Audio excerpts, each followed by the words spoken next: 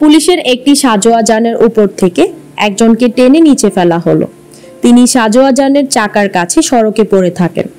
এরপর পুলিশের এক সদস্য সাজোয়া যান থেকে নিচে নামেন।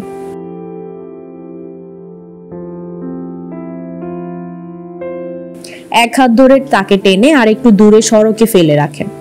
এখানেই শেষ নয়, পরে কয়েকজন পুলিশ মিলে তাকে টেনে সড়ক বিভাজকের উপর দিয়ে ঠেলে অপর পাশে ফেলে দেন।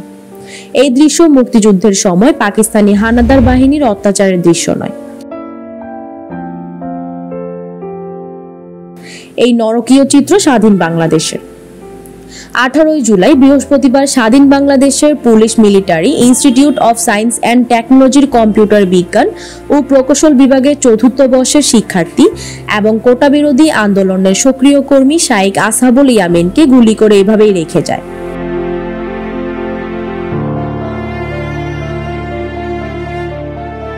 ইয়ামিনের বাবা মহিউদ্দিন জানাচ্ছেন, সাভারের ব্যাংক টাউন আবাসিক এলাকায় ইয়ামিনকে কবর দেওয়া হয়েছে।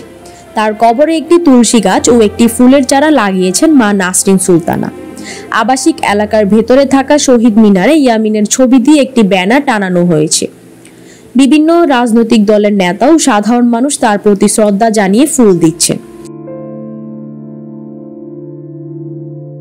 বোঝা যায় পরিবারটি ধার্মিক হলেও কতটা উদার। তুলসী গাছ সনাতন ধর্মের লোকেরা একটি পবিত্র গাছ হিসেবে গণ্য করেন। সাধারণত সনাতন বাড়িতে এই গাছের দেখা মিলে বেশি, কিন্তু ইয়ামিনের মা ছেলের কবরে একটি তুলসী গাছ রোপণ করেছেন।